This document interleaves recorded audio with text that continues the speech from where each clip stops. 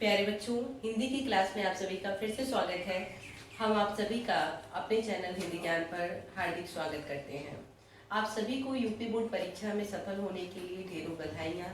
साथ ही जो छात्र लगातार परेशान हो रहे हैं अपनी असफलता को लेकर, उन सभी के लिए यह वीडियो बेहद महत्वपूर्ण होने वाला है। सबसे ज़्यादा प्रश्न जो कि मेरे ईमेल पर प्राप्त हुआ मुझे, वो यह था कि स्क्रूटनी परीक्षा और कंपार्टमेंट क्या एक साथ दिया जा सकता है। तो देखिए, दोनों ही जो प्रक्रिया है वो दोनों ही अलग है। स्क्रूटनी एक अलग प्रक्रिया है, यानी स्क्रूटनी का मतलब होता है संवीक्षा। कहने का तात्पर्य यह है कि इसमें फिर से आपकी कॉपी का मूल्यांकन नहीं होता, परंतु स्क्रूटनी का फॉर्म आप भरते हैं तो आपकी कॉपी निकलती है और यह देखा जाता है कि कहीं हो सकता है कि आपकी कॉपी का अंक जोड़ते वक्त हो सकता है कोई गलती हो गई हो या कोई अंक छूट गए हो। तो ऐसे में फिर से वो अंक जोड़ लिए जाते हैं, या किसी प्रश्न का मूल्यांकन नहीं हुआ होता, परीक्षक से छूट गया होता है, तो ऐसे में वो उन प्रश्नों का मूल्यांकन कर लिया जाता है। तो स्क्रूटनी का ये मतलब होता है। साथ ही अगर आप समझिए कंपार्टमेंट परीक्षा क्या है, तो आप ये कह सकते हैं कि एक स्पेशल एग्जाम है, यानी बैक पेपर कह सकते हैं। जैसे हाई स्कूल में अगर आप 2 विषय में फेल हैं हिंदी के अलावा, तो आपको कंपार्टमेंट देने का मौका मिलता है। परंतु अगर आप हिंदी विषय में पास हैं और एक विषय में ही फेल हैं, तो आप पास माने जाएंगे। इस बात को अच्छे से समझिए कि हाई स्कूल के जो बच्चे हैं वो अगर हिंदी विषय में पास हो गए और किसी एक विषय में फेल हैं, तो ऐसे में उन्हें पास का रिजल्ट तो मिल जाएगा। पर अगर वो हिंदी विषय में फेल हो जाते हैं, किसी अन्य विषय में पास होते हैं, तो फिर वो फेल माने जाएंगे। इसलिए उन्हें समझना होगा कि उन्हें हिंदी विषय को पास करना अनिवार्य है। क्लास 10th के लिए रूल है यूपी बोर्ड में कि हिंदी विषय को पास करना अनिवार्य है, और उसके बावजूद अगर एक विषय में वो फेल है तो उन्हें पास का रिजल्ट मिलेगा। ठीक। और अगर हिंदी विषय में पास हो जाते हैं और 2 विषय में फेल हो जाते हैं, तो ऐसे स्टूडेंट क्या करें, ये प्रश्न भी आपका सबसे ज्यादा महत्वपूर्ण है। तो देखिए, अगर हिंदी विषय में आप पास हैं और 2 विषयों में फेल हैं, तो हम आपको सलाह देंगे कि आप कंपार्टमेंट डालिए। ऐसे बच्चे कंपार्टमेंट की परीक्षा दे सकते हैं, और वो जब अपना बैक पेपर देते हैं तो उनके पास होने के चांसेस होते हैं और वो पास हो सकते हैं। देखिए, इसे फिर से समझ लीजिए। अगर आप हिंदी विषय में फेल होते हैं और किसी अन्य एक विषय में पास हैं, या सभी विषयों में पास हैं, हिंदी विषय में फेल हैं, तो आप पूरी तरह से फेल माने जाएंगे। और अगर आप हिंदी विषय में पास हैं और किसी एक विषय में फेल हैं, तो आपका फिर भी पास का रिजल्ट आपको मिलेगा। परंतु अगर आप हिंदी विषय में पास हैं और 2 विषयों में फेल हैं, तो आपको कंपार्टमेंट परीक्षा देने का अवसर मिलता है।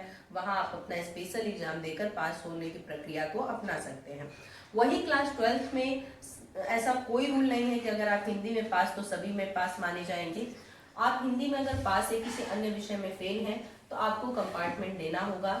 अगर आप किसी 2 विषय में फेल हैं, तो ऐसी सुविधा आपको नहीं है कंपार्टमेंट वाली, क्योंकि सिर्फ एक विषय के लिए कंपार्टमेंट परीक्षा होती है, यानी स्पेशल एग्जाम सिर्फ और सिर्फ एक विषय के लिए अनिवार्य है। तो ये कह सकते हैं आप, स्कूटनी और कंपार्टमेंट क्या दोनों ही परीक्षाओं को आप मतलब दोनों ही प्रक्रिया को आप अपना सकते हैं? तो बिल्कुल अपना सकते हैं, क्योंकि स्कूटनी जो है वो समीक्षा है, यानी आपका पुनः मूल्यांकन पुनः मूल्यांकन नहीं, जो प्रश्न छूट गए होते हैं उनका मूल्यांकन होता है, या परीक्षक से गणना में कोई दिक्कत हुई हो तो फिर वो जोड़ लिया जाता है। नंबर हो सकता है नंबर जोड़ते वक्त कहीं नंबर कम हो गया हो, तो ऐसे में वो जोड़ा जाता है। स्कूटनी के लिए आपको क्या करना होगा, उसका फॉर्म आएगा, 12 जुलाई लास्ट डेट है, और वो ऑनलाइन ही आवेदन स्वीकार किया जाएगा, क्योंकि यूपी बोर्ड के मुख्य सचिव जो है विवेकांत शुक्ल जी ने कहा है किसी भी प्रकार के ऑफलाइन आवेदन स्वीकार नहीं किए जाएंगे, सिर्फ और सिर्फ ऑनलाइन आवेदन ही स्वीकार किए जाएंगे।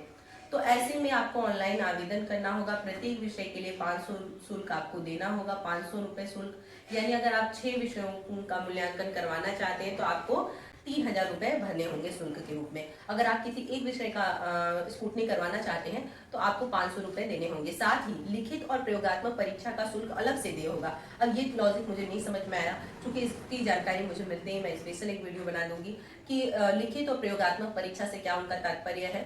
हो सकता है रिटन एग्जाम और आंतरिक मूल्यांकन के लिए भी उनका अलग से कोई शुल्क देना होंगे।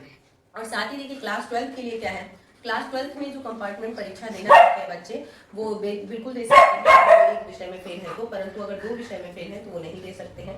सिर्फ एक विषय के लिए कंपार्टमेंट परीक्षा क्लास 12 के लिए अनिवार्य है, 2 विषयों के लिए अनिवार्य नहीं है। अगर वो चाहे तो वो भी स्कूटनी की परीक्षा स्कूटनी का फॉर्म भर सकते हैं। अगर एक आध नंबर से कहीं उनका रुक रहा है तो हो सकता है उन्हें स्कूटनी करवाने पर उनका नंबर बढ़ सकता है। कुल मिलाकर के आप स्कूटनी और कंपार्टमेंट दोनों की परीक्षा प्रक्रिया को अपनाइए, हो सकता है आपका रिजल्ट बेहतर हो। और स्कूटनी जिन्हें भी लगता है कि उनका कहीं ना कहीं नंबर कम हुआ है, उन्हें स्कूटनी का फॉर्म अवश्य डालना चाहिए। ये एक विशेष प्रकार का मौका है आपके लिए अपनी कॉपी का फिर से एक तरह से सही तरीके से मूल्यांकन कराने का। यानी जो भी प्रश्न हो सकता है छूट गए हो मूल्यांकन करते वक्त, अगर आपको बेहतर विश्वास है कि नहीं आप कर सकते हैं, तो बिल्कुल आप करिए और स्कूटनी का फॉर्म फिलअप कीजिए और उसकी प्रक्रिया के तहत अपनी कॉपी का जो भी प्रश्न छूटे हैं उनका मूल्यांकन करा लीजिए। साथ ही कंपार्टमेंट परीक्षा क्लास 10 के बच्चे भी सम्मिलित हो सकते हैं और 12 के भी, परंतु अगर 2 विषय में क्लास 12 के बच्चे फेल हैं तो ऐसे में कंपार्टमेंट नहीं भर सकते। हाँ, स्कूटनी की प्रक्रिया अपनाइए, हो सकता है एक आध नंबर से रुक रहा हो तो फिर समीक्षा करके आपका वो नंबर बढ़ जाए और दूसरा आप कंपार्टमेंट परीक्षा में सम्मिलित होकर के एग्जाम पास कर सकते हैं और बेहतर रिजल्ट प्राप्त कर सकते हैं। आज के लिए इतनी न्यूज़ थी, तब तक के लिए धन्यवाद। जय हिंद, महादेव। घर रहिए, सुरक्षित रहिए, फिर मिलेंगे एक नए वीडियो।